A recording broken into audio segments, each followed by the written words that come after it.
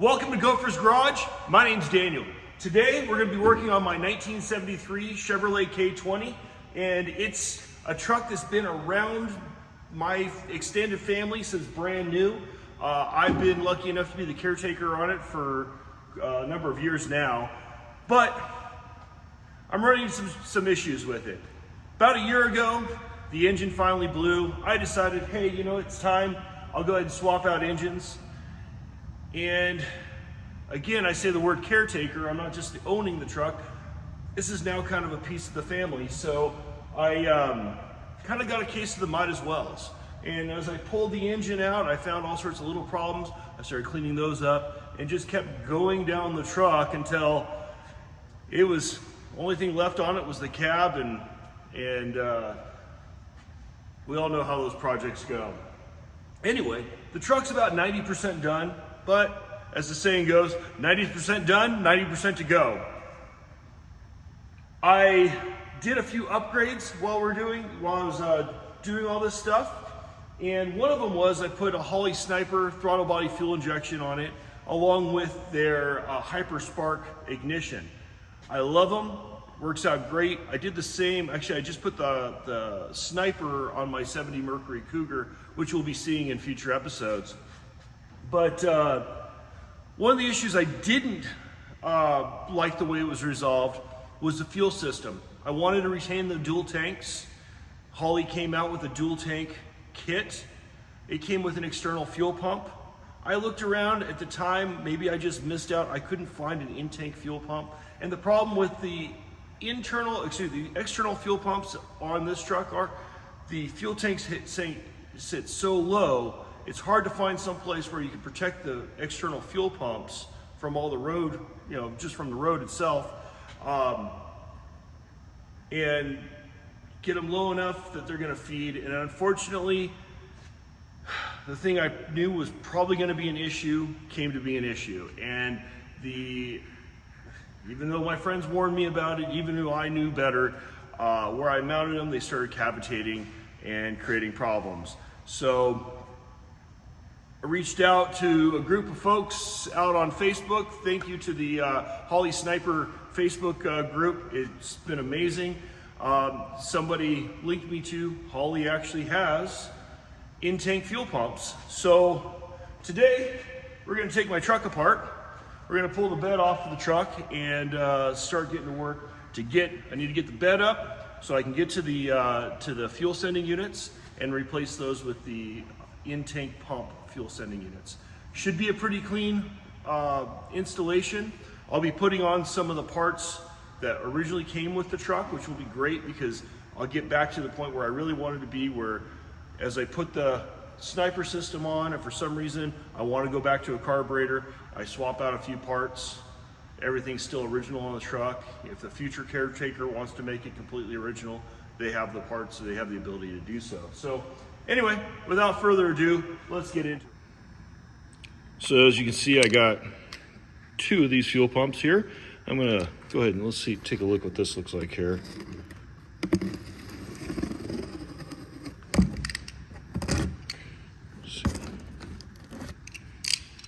Didn't cut myself open, that's always a good sign. Leave it to me to figure out the hard way to do stuff. All right, so here we have this hand here, the actual unit itself,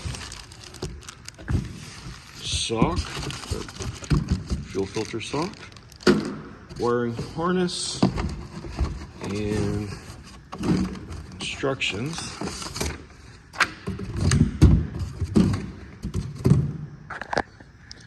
It's always nice how they outline the instructions here.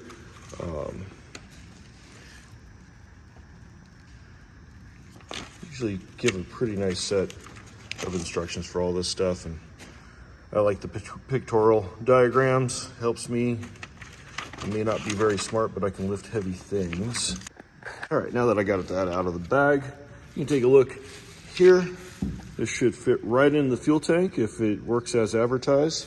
You have a pressure side and a return side. And in theory, this is all self-regulating and you don't actually have to have the return. I've got a return on the truck anyway. I'll probably just plumb it in just because it's there, and not a big deal. On my 70 Cougar, when I put the fuel tank in or the fuel pump in, I ran with no return, and this is actually set up to be returnless. At least that's what I ordered. And but again, I've got everything there. It's going to be really easy to just throw that in there. That was actually stock on the truck at the time. So anyway, we'll go ahead and get the other one opened up, make sure all the parts are there. You can see the retaining ring with a seal and the rest of the wiring harness. Should be relatively easy to wire up. As you can see, it takes, I've already got the relay installed. I just have to work all this, these things in there, and I'm hopeful this will work out pretty good. And to be quite frank, it's not me wiring it. I got my buddy Mike doing it. I'm just doing all the heavy lifting. So fun stuff. Let's get to it. All right, so the first step is going to be getting the bed off. It's pretty simple. Luckily, I've had the bed off a couple times. I've got everything clean. First thing I'm going to do, I'm going to get this piece of plywood out. I don't know about you guys, but I always tend to throw a cheap piece of plywood on the bed of the truck just to keep from gouging or dinging anything. Keeps things from sliding around. Even though I went ahead and put a pretty tough rhino liner on here, I still have this little piece of plywood from before I had done that. It wasn't actually super bad. I grabbed some stain, I threw it on there just because, well, the truck is not as rough and beat up as it used to be. Might as well make things look decent. And, get this guy out. That way I can get to the, I can push the bolts back up. So there's 8 carriage bolts that hold this this bed down, and you get to them from the bottom. They're all pretty easy. There's a couple of them that are a little bit tight to get into. If your bed hasn't come off your truck in a little bit, I recommend before you even start a project taking the bed off, get some penetrant oil, Kroll or something like that, or any penetrant oil. Start shooting those things up, several days before you start pulling the bed off. Beyond that, we're going to have to pull out take out the 3 screws that hold the fuel filler necks in on either side, and then there's a connection, an electrical connection for the tail lights. Pretty easy stuff. The thing I love about the Chevy pickup truck is like playing with Legos. It's real simple, all designed to be serviceable. All right, let's get at it. All right, let's take a look at what it looks like under the truck. I got the light on, so it's going to just show it a little bit worse than it really looks like under here. This was not a frame off restoration. This was a get it back into service and fix all the things that you find wrong with it in the process. But anyway, here's one of the carriage bolts you got here. You got 8 of them that go down the truck. The worst one is the one on the passenger side that is forward of the tire, the wheel well. It's just a little bit of a pain to get into. The one on the other side, I don't know why they didn't do both sides. It actually goes all the way through underneath and is able to get to. So as we go back down the truck, we get us around here.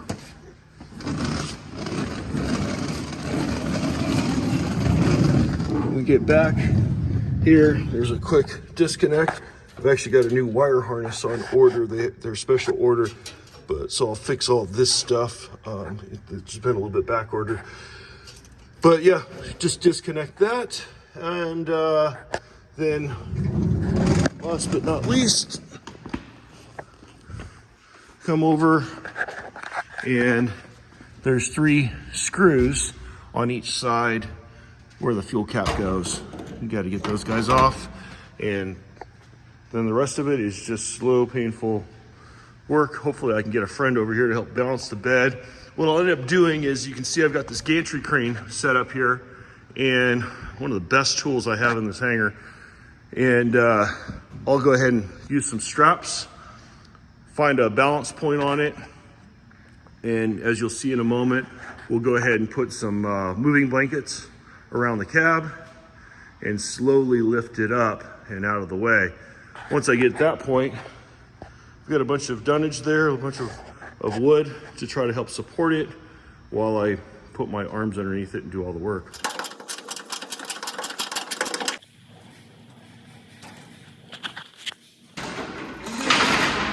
Is that time lapse? No.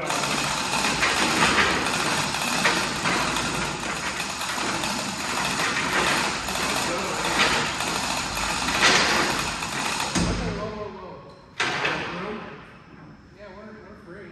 Okay. Do we have enough room to get to that thing? Yeah, I would think so. Unless you want to go all the way up.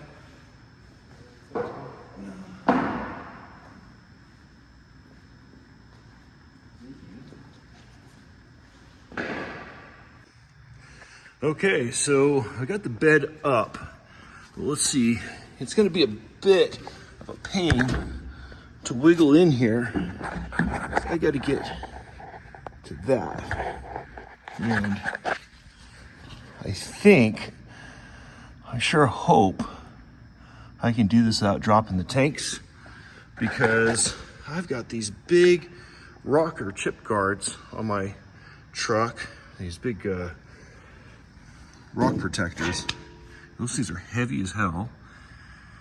I don't know. I'll probably just do it anyway. Fun. Cool. Yay. Awesome. Whoopee. Okay, so we're gonna give this a whirl. I think one of my buddies actually said, hey, why don't you try getting this out before dropping the tank? And he was right. Might as well try it. The more I look at it, the more hopeful I get. We'll see. Anyway, I got the ground out from underneath there. Take off the other end. This, between the two of those, they work the ohm meter of sorts, or they give me the resistance. It goes to my fuel gauge and gives me my fuel level. Obviously, I already got the hose clamps off. Hopeful that this all works out. And I just went on the Amazons and got me some extra fuel line just in case.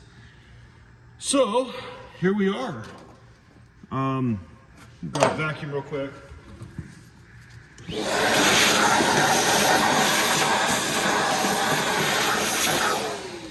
Just in case there's anything in there.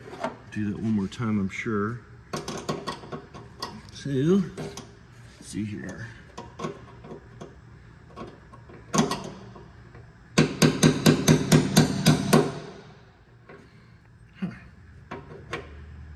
Be a little less precise. Good news is this is not on for very long, as I recently put this all together. So it's coming apart a little easier than the original ones that I pulled off a few months ago did. All right. Guy comes off, looking around, don't look any, looks like it's pretty clean. Try not to introduce anything to the fuel tank if I can't help it.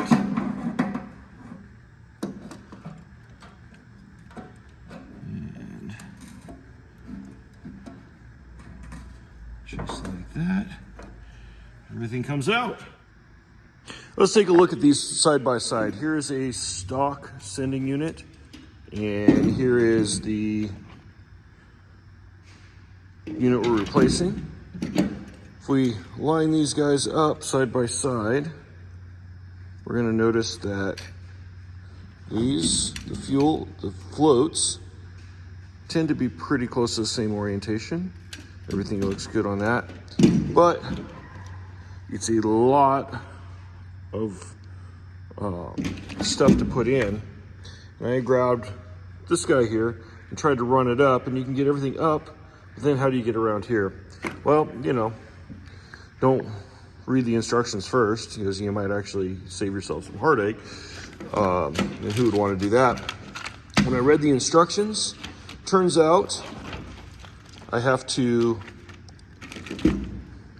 pull the float unit off and then slip all this into the tank. Get the float looks like I have to get the float portion of the tank, leave this part out, and then put the screws back in. and then set it on in. So wish me luck. Okay, so let me get this all together here. I've got my O-ring. I'm going to go ahead and feed that guy over here, and then get it through here. I've already disconnected, or I've already removed this guy here, and they were smart when they made this. And there's a few threads for here, and if you bring it up, everything fits together. So I've still got the screws there. My big nightmare was getting this in together and then dropping a screw down in the tank and having to fish it out. So that all seems to be, hopefully that works out. We're gonna go ahead and drop this guy down in the tank. And bring this guy in. Go ahead and have this.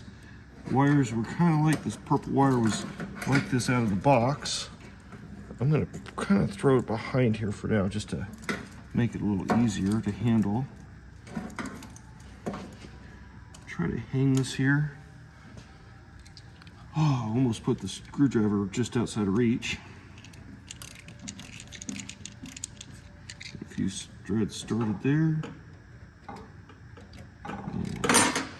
Other side should be a little easier because at least since I'm right-handed, at least I'll be using my right hand for the screwdriver. But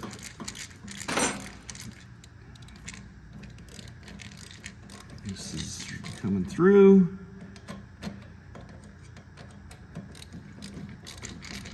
I should probably start trying to learn how to write with my left hand. Just for moments like this. Need a little extra dexterity and coordination.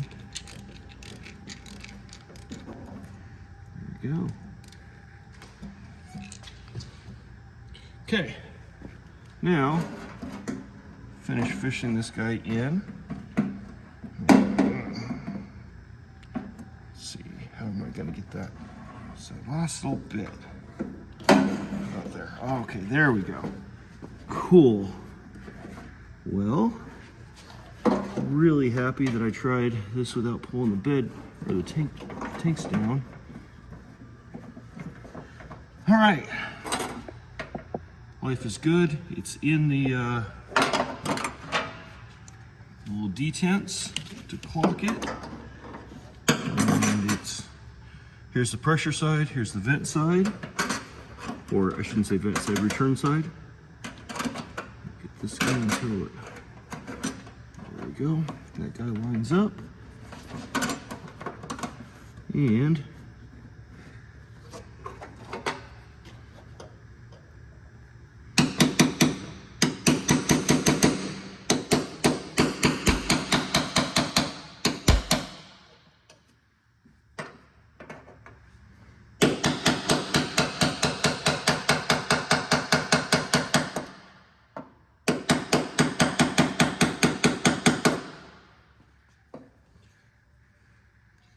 just need to get this all the way here. It's got a little detent that I'm gonna get underneath here, and I'm gonna lock it in, and it should keep the vibration from being able to let this this lock come off.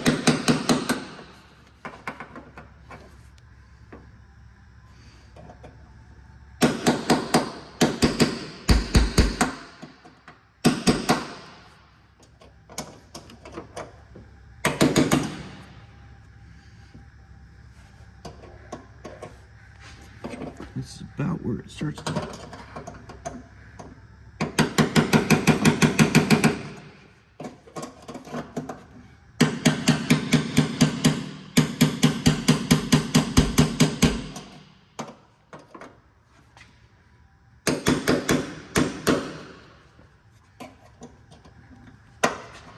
At the point where I get frustrated.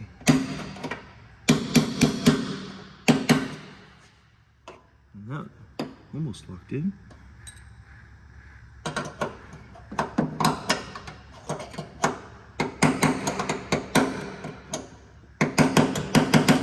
back to centered.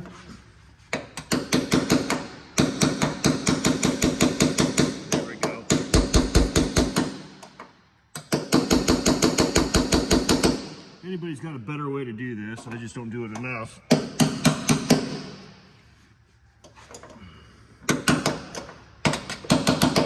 There we go. It is all locked in. Now, ready to start working hose connections and electrical. All right, so here's the left side of the tank. It goes around just like the right side does. But the way they have this clocked, this is a stock tank. Everything's great except for, you'll notice right here, here's the pressure side, here's the vent side. So I'm gonna have to run extra fuel line to come out and around. So, awesome. They need to work on doing a right side, left side, I think, but hey, it's better than trying to figure it all out from scratch. Hopefully this all works cleanly when the bed goes on. Fun. Okay, so I've got the fuel pumps that I had in previously out. I've got all the old fuel lines out, which are only, I don't know, a month or so old. But so we get under the truck, I've got it back to where I've got the old crossover lines in, a little hard to see. So it'll be more or less, well, exactly like it was stock. That goes into the fuel tank selector. Now I just have to start putting in the fuel lines and we can start working on wiring.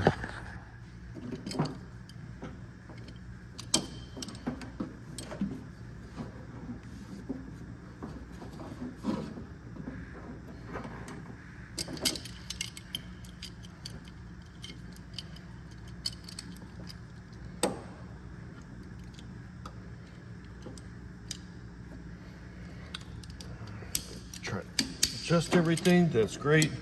Unfortunately, sharp edges on the truck. I should have been wearing gloves. It's all the fun. So, don't know if it's a good idea or not, but I'm gonna double clamp my hose clamps here, partly because they are a pain to get down to, and I just don't want to deal with it later on. So I'm using fuel injection clamps rather than the regular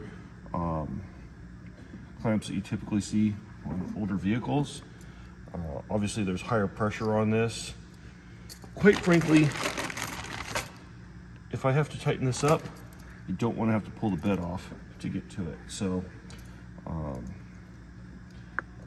the only thing I've found with these, I've had issues sometimes with quality on these guys. So I've tried to buy good ones, but locally getting them from a auto parts store is sometimes hard to come by. So just be aware.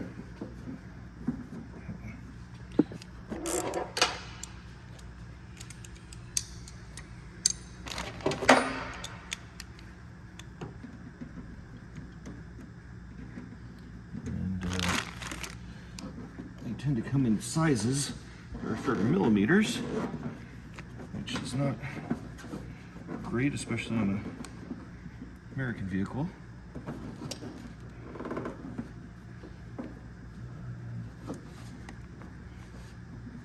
Should be good. This is just a return.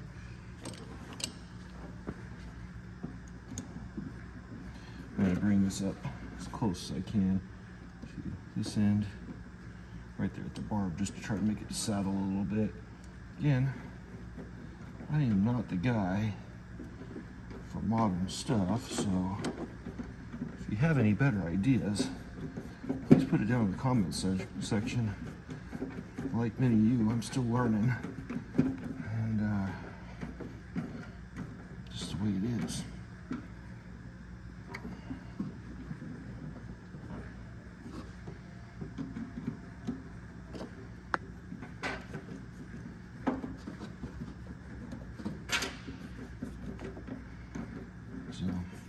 The fuel lines, the fuel pumps on here are supposed to be self-regulated at the same pressure that the throttle body fuel injection is requiring.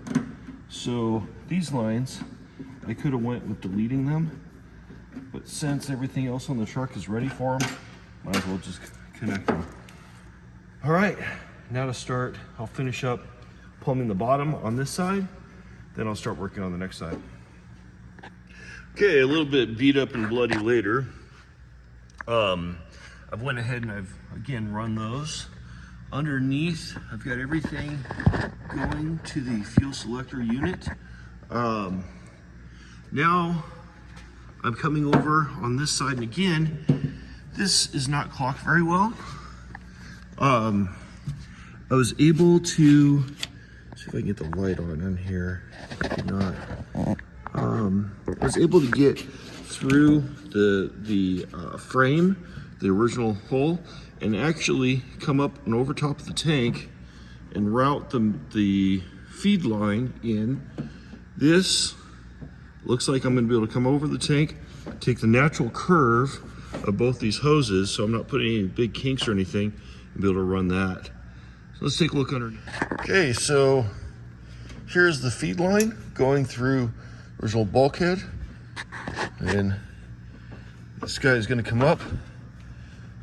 We'll get this hose up here onto the crossover tube for the feed line, and then the return line is up here. I'll go ahead and get this run up to that. So we come across the bottom of here. There is all the hoses for the selector valve, and do my best to run them where they're not rubbing up against each other. I'll put some anti-chafe and stuff like that. My feed line, actually my crossover tubes are installed. Here is the electrical for the left tank, and I've got the electrical around for the right tank. Just have to start working on the connectors. Fun stuff. All right, so now just getting the wiring done. I got Mike underneath there because he's much better at this than I am. Which he hates that. The instructions are pretty simple. Couple this with the 2-system fuel tank setup we have. Luckily, our old wiring was done. We're just having to transfer from the old pumps over to the new ones. Life's good. So this is the part of the video that you should be seeing us pressure testing the system and everything working perfectly. Unfortunately, that wasn't the case. First of all, I evidently didn't hit record, but second, Mike and I were there working on the truck. He's watching under the side of the truck to see if there's any leaks. I went ahead and pressurized the fuel pump. He starts yelling, "Stop, stop, stop, fuel's leaking." I went ahead and disconnected everything, look underneath the truck, everything, it just fuel's everywhere. I get underneath there and start looking. I thought, I must have screwed something up. I must have made a mistake. I couldn't find any broken lines. I couldn't find any lines that weren't attached. I couldn't find anything. I did see some fuel dripping off of the fuel selector, so obviously my eyes went there. Started looking a little harder, couldn't see anything. I said, "Hey Mike, go ahead and pressurize it for just a second. Let's see where this is coming from." He did, starts gushing fuel everywhere. Find that I've got a cracked fuel selector. That just started a whole nother chain of events, and something that went from being kind of an easy fix or easy retrofit, time consuming, labor intensive, but fairly easy, turned into a whole nother set of problems. Now let's go ahead and start looking at that. Okay, so got this unit out. Man, what a bummer. First, let me just show you what failed. Right there, that guy just broke out. Here's what I have done with this. I put this in a couple months ago. I've been on a busy work schedule, so I have been having a hard time vetting the truck out. But yeah, put this in a couple months ago. Everything was good. Finished the truck. I've been driving the truck a little bit. Started finding that cavitating pump issue. Pulled hoses off. I cut them off, and then all I had to do was put new hoses on. And after putting the new hoses on, going to run the truck, started spewing fuel out here. So it was a Saturday, about noon. I called up, noon on the West Coast, called up good old Holley, and they have no customer service on the weekends. So yeah, that's really great for, you know, a business that deals with a lot of hobbyists. So, you know, 9 to 5, kind of Monday through Friday kind of business hours for customer service. So awesome. I've liked a lot of the stuff that Holley's gotten, but this one kind of upset me because it's kind of left me in the lurch a little bit. Started to do a little research, went down to O'Reilly Auto Parts. This is the fuel pump selector for I think I put in 1986 C20 pickup truck. When I looked online, everything looked exactly the same, down to, there's not a whole lot of markings on here.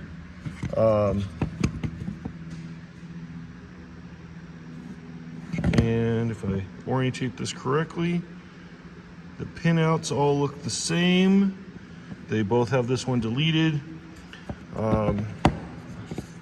There's no other part numbers on these guys, but rather than waiting, it's going to take a week to get anything from Holley at minimum. You know, God knows how much it's going to cost me for the replacement for this.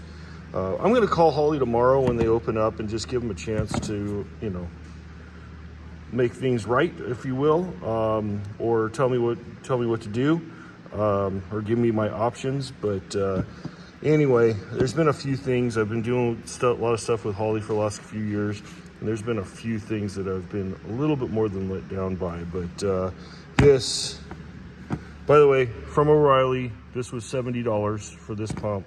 If this works, I can also look to see what there is that comes out of that truck that may be a little bit better quality. But for right now, I'm going with an exact replacement. Sorry to rant on my frustration, but we've all been there, especially when you have limited time to build. I got done with this, figured out what there was available, ran down, made my parts order, and then we had to get an airplane out that just got done with some engine work, and it happened to be in the back of the hangar. So we quickly converted to that and got that airplane out, engine run, cowled up, and he actually got a first flight on it. So he had 2 cylinders that had a problem. If you guys are interested in the airplane stuff, let me know.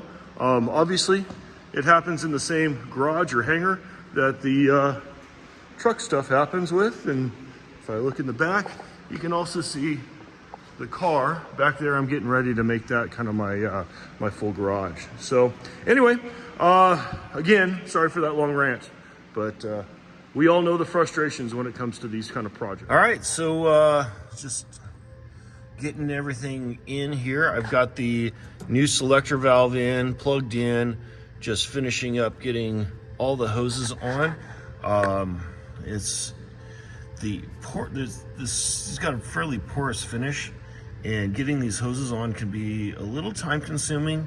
I'm exercising great patience in this whole thing, but it's coming together. We'll see what happens. I just got to get this hose clamp together, hose clamp on there, tighten everything up, and we're good to go. All right, so I've got the unit in. Hopefully the party at the brewery next door doesn't give me any trouble here on YouTube. But everything's in, secure.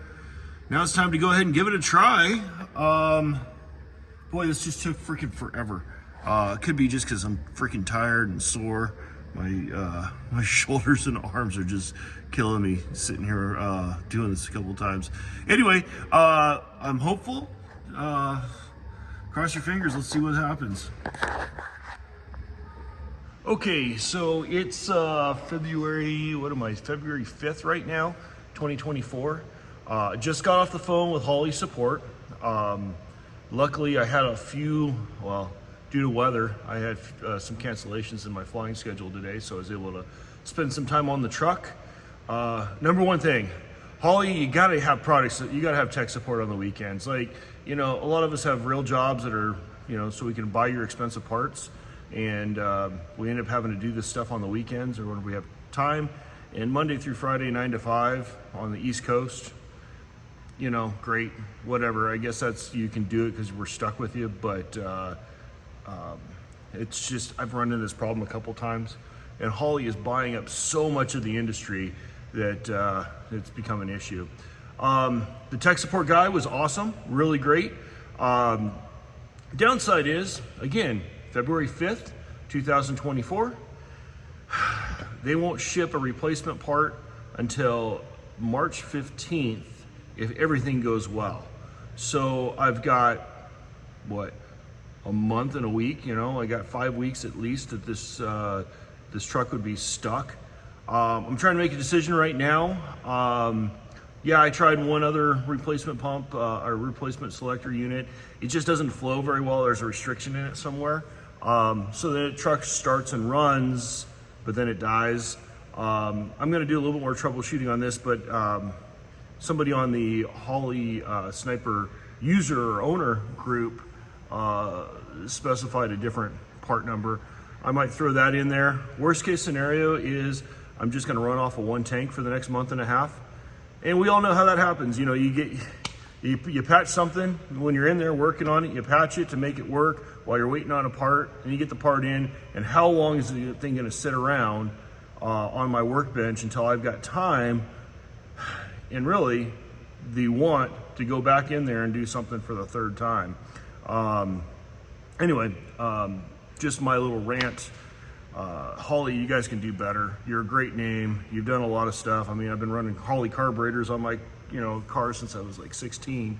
But as you grow, God, you got to help with the tech support. You know, remember who your customer is, especially when you're starting to move more and more into the resto mod side of the house and such. So, anyway, again, my rant. I'm gonna go down, go pick up this other fuel pump and this fuel selector, and see if I can make it work. We'll see. I'll show you a little bit of what I'm getting out of this right now for the differences in flow on the one end of the unit versus the second end. All right. Okay, so this is running through the selector valve, and we'll take note of what the fuel rate looks like, how much flow it gets through. Here we go.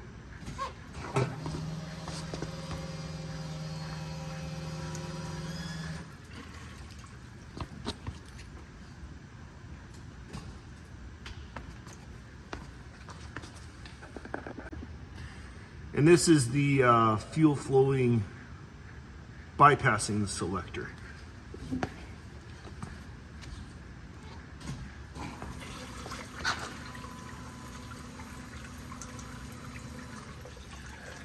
As you can tell, it's a pretty big difference in pressure, and I think that's the exact reason why I'm getting some cavitation, well, not cavitation, I'm getting, what's happening is I fire up and I watch the fuel air mixture ratio go really lean, and then it finally kills the engine. So, and to get it to start up, I have to give it a lot of primes just to get it to start and run. Okay, one other thing that I noted when I was watching that video, again on the first, what it looked like going through the valve, was how much fuel I was getting backflowed through the valve. So I don't think that valve that I have in there right now is flowing everything completely. It looks like it's pushing some fluid backwards, like the valve isn't completely open. I'm gonna take a look at one other thing and see how that looks. Okay, so I'm gonna take a quick look at this. I've got the right tank selected, the left tank is unported. All the fuel should go right through the selector and into the bucket. Let's see what it does.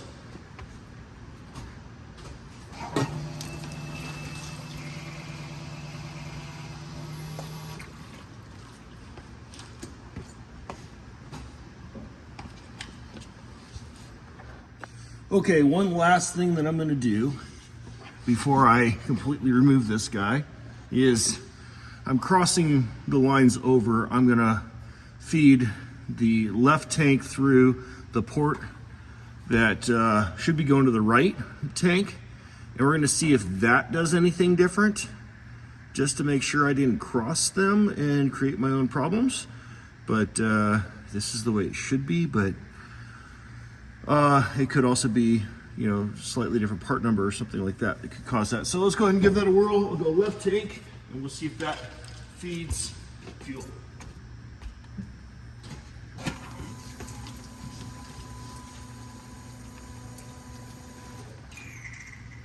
Okay.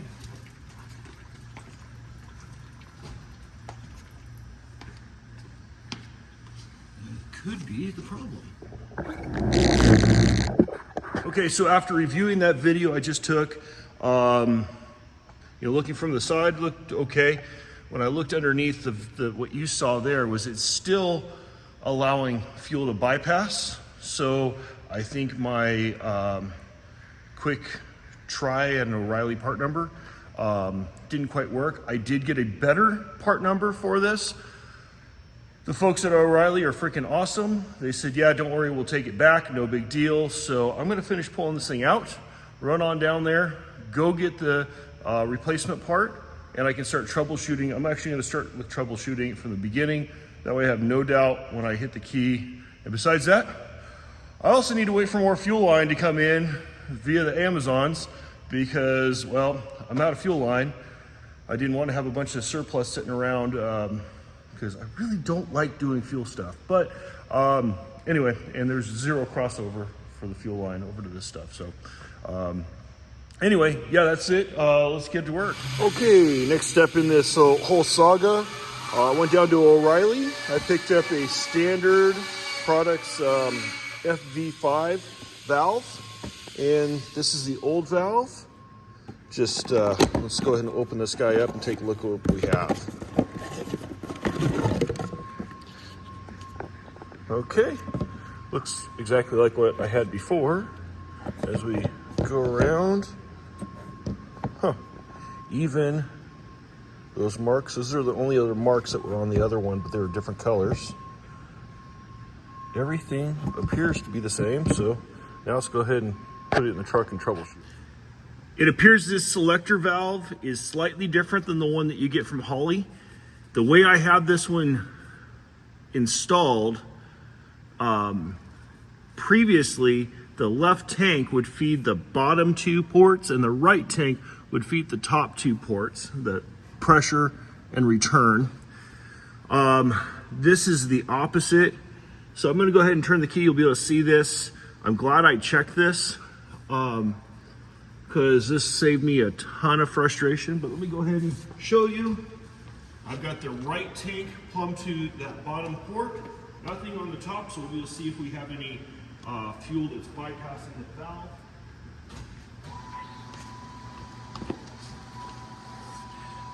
And it looks good with good flow. So I think we have a good selector valve. I just have to note that it is plumbed the opposite direction as the other one.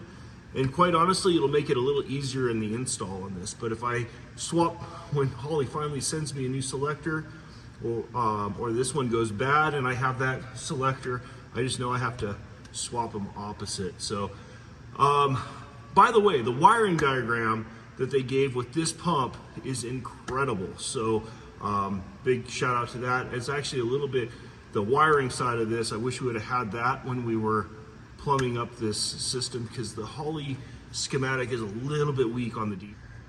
Everything is plumbed up and installed. I did check everything. I've got to just button up a couple little things, put some an 8L clamp there and hold this guy up in position. And but yeah, everything's been system checked.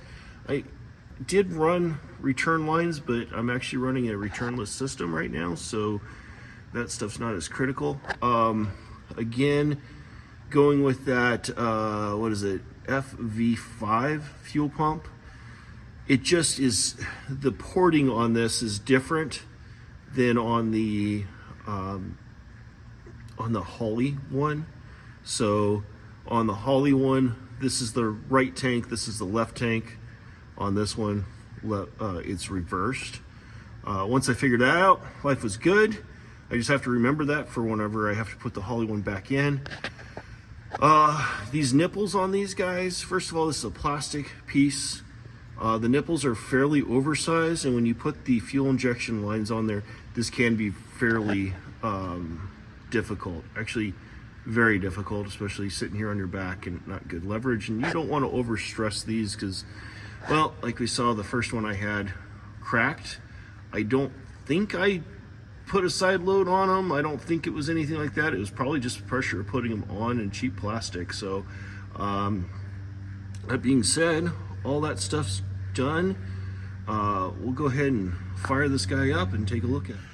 All right, one more thing. Before I start this, I've already pulled off this line right here. And I had a friend here a few minutes ago that was able to give me, actually I had a couple of friends that helped me out with some stuff. And we had one guy turn the key and then I filled up a bucket full of gasoline just to make sure I had all the air out of the system so I didn't have any extra issues. That being said, let's go ahead and fire it up. All right, I have my right tank selected.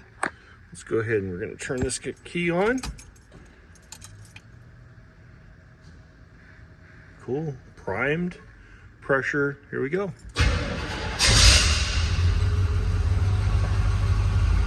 And start it up. My air fuel ratio is sitting pretty nice and stable.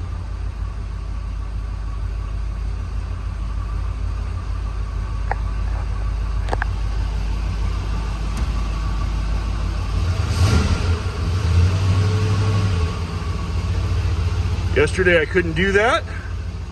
Air fuel ratio is staying stable. Truck's running good. Good to go. Okay, so I just had a couple friends stop by again.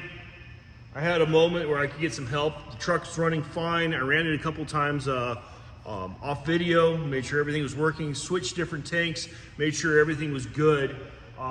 When they showed up, I took a few moments of their time on their way home and had them help me throw the bed back on the truck. I wish I would have got video of it, but it is what it is. Pretty simple, especially with this gantry crane.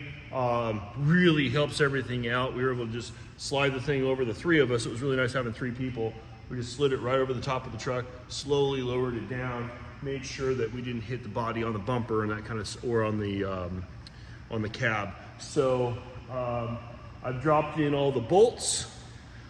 Now I just have to throw the nuts on, tighten everything up, and I've got a driving truck again. So it's gonna be raining for the next couple days, and today's Monday. I leave on a trip on Wednesday.